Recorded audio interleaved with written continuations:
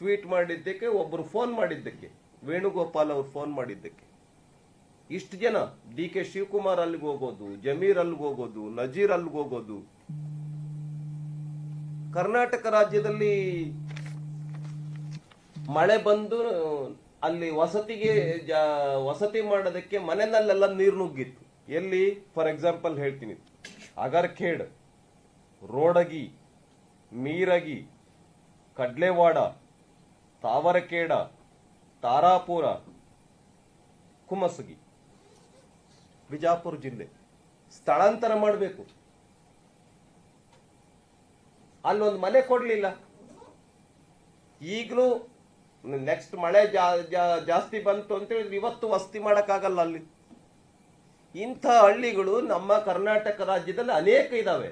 ಅವ್ರಿಗೆ ಮನೆ ಕೊಡೋದಿಲ್ಲ, ಅವ್ರಿಗೆ ಒಂದು ಯೋಗ್ಯವಾಗಿರ್ತಕ್ಕಂಥ ಜಾಗದಲ್ಲಿ ವಸತಿಯನ್ನ ನಿರ್ಮಾಣ ಮಾಡಿಕೊಡಲ್ಲ.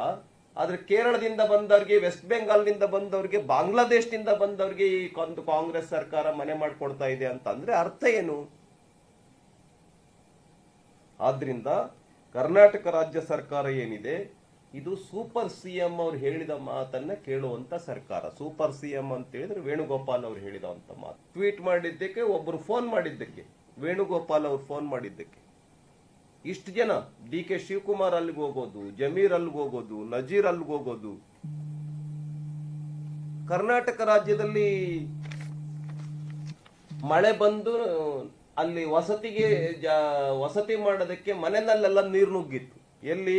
ಫಾರ್ ಎಕ್ಸಾಂಪಲ್ ಹೇಳ್ತೀನಿ, ಅಗರ್ಖೇಡ್, ರೋಡಗಿ, ಮೀರಗಿ, ಕಡ್ಲೆವಾಡ, ತಾವರಕೇಡ, ತಾರಾಪುರ, ಕುಮಸಗಿ, ಬಿಜಾಪುರ ಜಿಲ್ಲೆ ಸ್ಥಳಾಂತರ ಮಾಡಬೇಕು.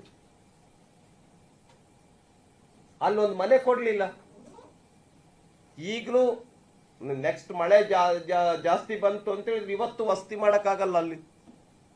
ಇಂಥ ಹಳ್ಳಿಗಳು ನಮ್ಮ ಕರ್ನಾಟಕ ರಾಜ್ಯದಲ್ಲಿ ಅನೇಕ ಇದಾವೆ. ಅವ್ರಿಗೆ ಮನೆ ಕೊಡೋದಿಲ್ಲ, ಅವ್ರಿಗೆ ಒಂದು ಯೋಗ್ಯವಾಗಿರ್ತಕ್ಕಂಥ ಜಾಗದಲ್ಲಿ ವಸತಿಯನ್ನ ನಿರ್ಮಾಣ ಮಾಡಿಕೊಡಲ್ಲ. ಆದ್ರೆ ಕೇರಳದಿಂದ ಬಂದವ್ರಿಗೆ, ವೆಸ್ಟ್ ಬೆಂಗಾಲ್ನಿಂದ ಬಂದವ್ರಿಗೆ, ಬಾಂಗ್ಲಾದೇಶದಿಂದ ಬಂದವ್ರಿಗೆ ಈ ಕಾಂಗ್ರೆಸ್ ಸರ್ಕಾರ ಮನೆ ಮಾಡಿಕೊಡ್ತಾ ಇದೆ ಅಂತ ಅಂದ್ರೆ ಅರ್ಥ ಏನು?